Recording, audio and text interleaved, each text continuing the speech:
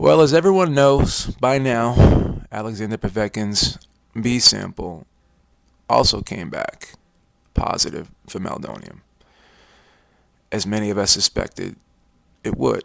But again, you still have the Povetkin defenders coming out and saying, well, there was only 70 nanograms of the substance in his system, and anything below 1 microgram is allowed.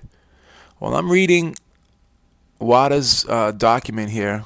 There's a document that I just found on the web because I did do my research here, and it explains here that if the concentration is below 1 microgram and the test was taken after March 1st, given that the results of ongoing excretion studies are needed to determine the time of ingestion, the following options may be followed at the discretion of the Results Management Authority when the results management is stayed. The athlete continues serving his or her provisional suspension until the excretion studies results are available and a decision can be taken. If the provisional suspension is lifted, however, in this case, the athlete shall be informed that if it is later established based on the results of the excretion studies that he or she did take the drug on or after January 1st of 2016, all the results during the period in which the provisional suspension is lifted may be canceled and prizes returned, and the ineligibility period ultimately imposed is likely to start on the date the decision for the provisional suspension already served. And it also says here, cases where the concentration is below 1 microgram and the test was taken before March 1st, 2016 are compatible with an intake prior to January 2016 if the anti-doping organization finds that the athlete could not reasonably have known or suspected that the substance would still be present in his or her body after January 1st, 2016, then finding of no fault of negligence may be made. All right. So basically, WADA is admitting that they are doing research on this drug and they don't know exactly how long it stays in an athlete's system. But what they are saying is the tests taken before, on or after March 1st, that's when they were allowing this one, about this below 1 microgram. But the problem we have here is Alexander Povetkin's tests were taken in April. April 7th, April 8th, April 11th, and April 27th. And he passed 3 of them. One on April 7th, one on April 8th, and one on April 11th, but failed his test on April 27th. And again, I'm not a chemist. I'm not a detective.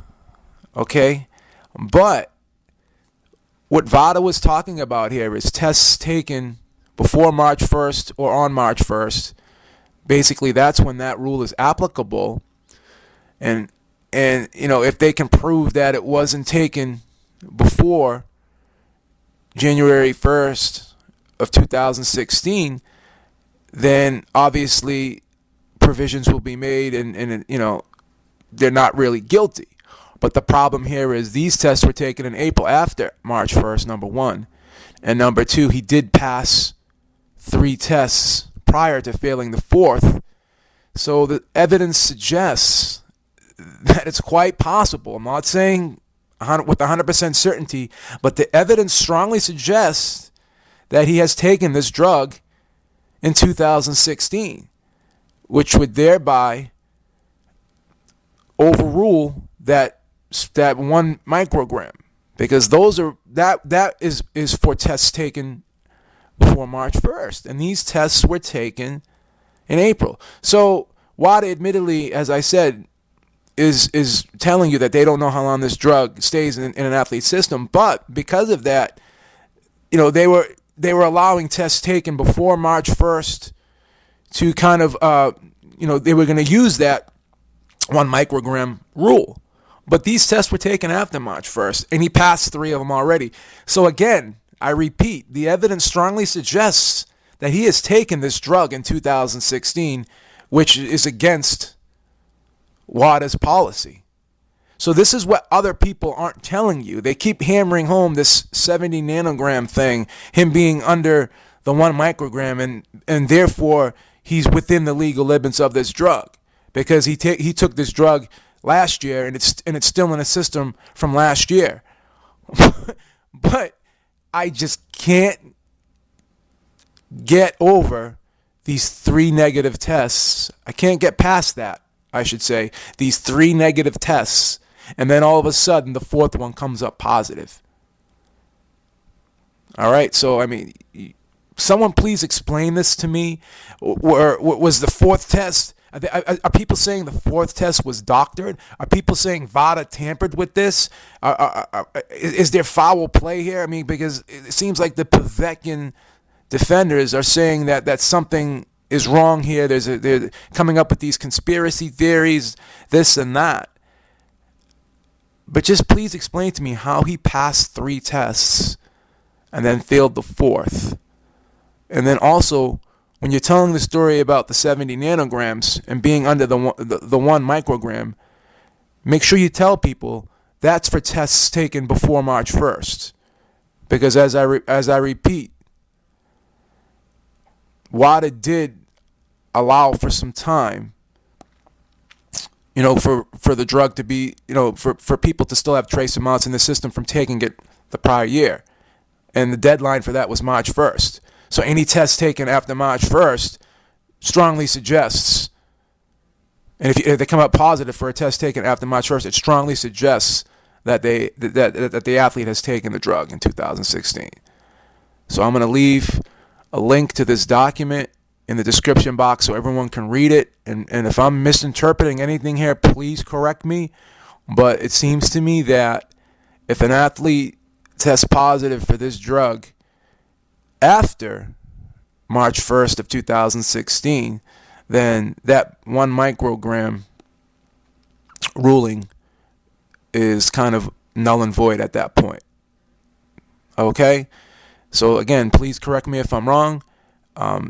If I'm interpreting this incorrectly, let me know. But to me, it seems like things just don't look good for Alexander Povetkin at this point in time, given all of this evidence and given all all that's been reported. And for people to sit there and insinuate that Dan Raphael is overly editorializing his articles and he's misleading the public, I don't see anything that he reported so far that has been inaccurate. So if you can tell me the inaccuracies, and then people are saying, well, he's misleading the public, and he's basically telling everyone that Povetkin failed the test and he's not going over the 70 nanograms.